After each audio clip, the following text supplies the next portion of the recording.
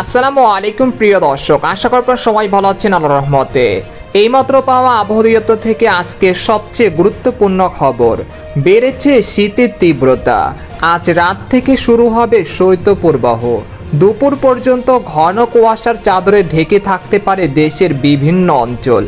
এছাড়া আগামী 24 ঘন্টার মধ্যে দুই বাংলার বিভিন্ন অঞ্চলে তীব্র ঘন কুয়াশা ও শৈত্যপ্রবাহের পূর্বাভাস, এমনটা জানাচ্ছেন আবহাওয়া দপ্তর।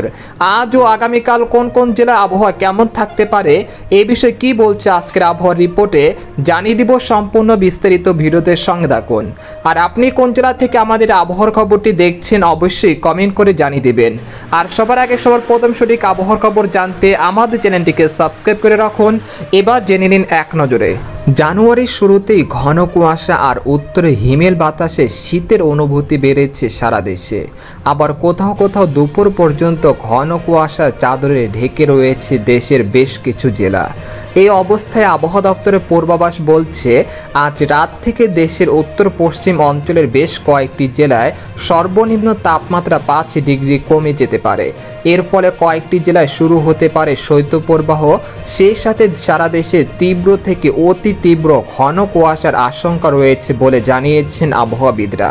এদিকে আবহাওয়ার আরেকটি সতর্কবার্তায় বলা হয়েছে, এখন থেকে পরবর্তী 24 ঘন্টার মধ্যে রংপুর, দিনাজপুর, ঠাকুরগাঁও, পঞ্চগড়, কুড়িগ্রাম, গাইবান্ধা, লালমনিরহাট, জলঢাকা, দেবীগঞ্জ, তেঁতুলিয়া, সিরাজগঞ্জ, শিবগঞ্জ, বগুড়া, গাইবান্ধা, জামালপুর, সরিষাবাড়ি, নালিতাবাড়ি, ফুলপুর, ময়মনসিংহ, কালিহাটি, ঢাকা, তিরিশাল, টাঙ্গাইল, ভালুকা, কাপাসিয়া, নাগপুর, কিশোরগঞ্জ, ব্রাহ্মণবাড়িয়া, হাবিবগঞ্জ, কুমিল্লা, নরসিংদী, হোমনা, লাকসাম, হাজীগঞ্জ, চাঁদপুর ও এর পার্শ্ববর্তী অঞ্চল সহ ঢাকা বিভাগের বেশ কয়েকটি জেলায় তীব্র থেকে অতি তীব্র মাত্রা ঘন কুয়াশা পড়তে পারে। এতে করে গাড়ি ও নৌযানে সতর্কতা থাকবেন। এরপর 7 ও 8ই জানুয়ারি দেশের বেশ কিছু এলাকায় বৃষ্টিপাতের সম্ভাবনাও রয়েছে। এদিকে গত 24 ঘন্টায় দেশের সর্বনিম্ন তাপমাত্রা রেকর্ড করা হয়েছে পঞ্চগড়ের তেঁতুলিয়ায় 10.6 ডিগ্রি সেলসিয়াস। এ সময় ঢাকায় সর্বনিম্ন তাপমাত্রা ছিল 15 ডিগ্রি সেলসিয়াস আর সর্বোচ্চ তাপমাত্রা ছিল চট্টগ্রামের টেকনাফে 29.5 ডিগ্রি সেলসিয়াস। এদিকে বাংলাদেশের আবহাওয়াবিদ মোহাম্মদ একেএম নাজমুল হক জানান, আজ সকাল 9টা থেকে পরবর্তী 24 ঘন্টায় অস্থায়ীভাবে আংশিক মেঘলা আকাশ সহ সারা দেশের আবহাওয়া শুষ্ক থাকতে পারে।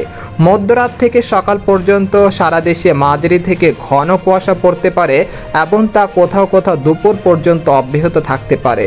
ঘন কুয়াশার কারণে বিমান চলাচল, অভ্যন্তরীণ নদী পরিবহনে এবং সড়ক যোগাযোগে সাময়িকভাবে ব্যাহত হতে পারে।